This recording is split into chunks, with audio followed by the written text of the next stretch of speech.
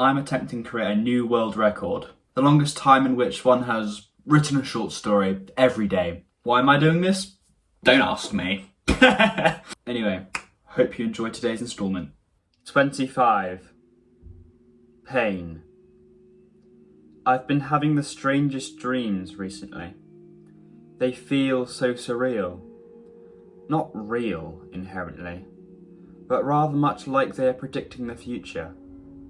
I can feel more and more of my memory being replaced by memories of dreams, and I can feel my subconscious taking it for reality. It's a strange feeling, a worrying one too. For if these dreams truly are the future calling out to me, then I'm unsure if I'll be able to handle the pain of them when I meet them in reality.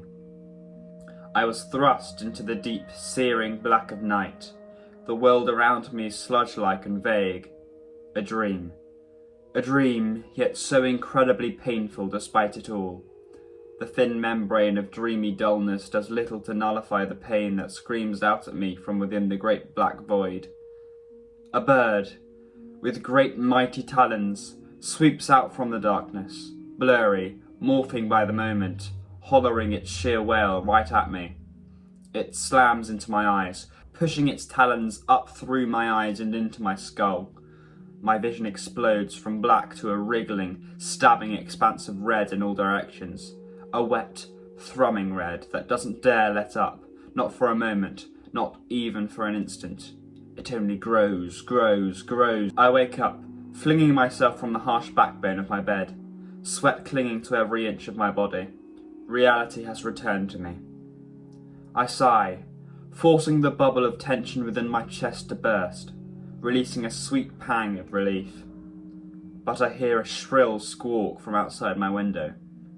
I've seen this before. I cover my eyes, my face, hurriedly, the tension reforming. But through the slits in my hands, I see it. It is merely a seagull. It lands on my windowsill, twitching its head to look at me, confusion in its eyes. A knife shatters through the thin membrane of dullness, just as the bird's talons had, breaking through the skin and bone of my back.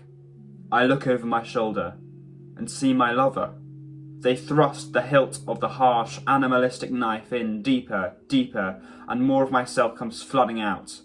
I can feel that murky, dull consciousness of sleep leave me alongside my life, all trickling out from the poor, gaping wound. It's as if my brain is being sucked down my spine, slowly being dragged towards the wound, and it is leaking out alongside my blood. Pins and needles, pins and needles, pins and needles! I blink, and the pain is gone, and I am somewhere else entirely. A vast desert of blue sand extends out before me, utterly still, utterly silent, unperturbed by any of the chaos that preceded it. Yet, despite it all, the dullness of dreaming still clings to me, to my skin, to my brain, to the inside of my lungs. Through the sludge of confusion, I can feel an ominous presence pressing in from all around. The anticipation of more pain clouds my vision, fogs it up, darkens it. No.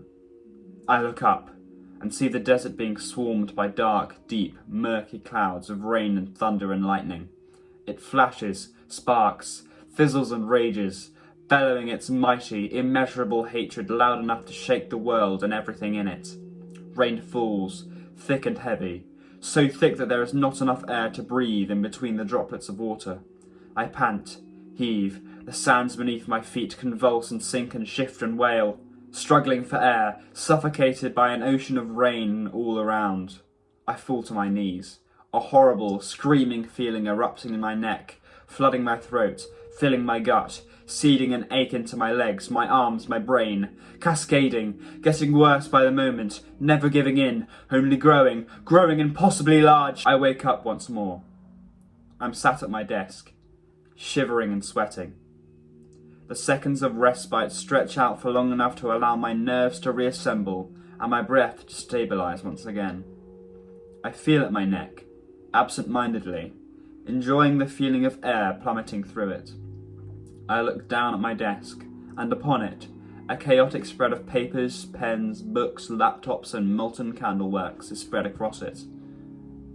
Of course, I can recognise the order within that chaos. It's my desk, after all.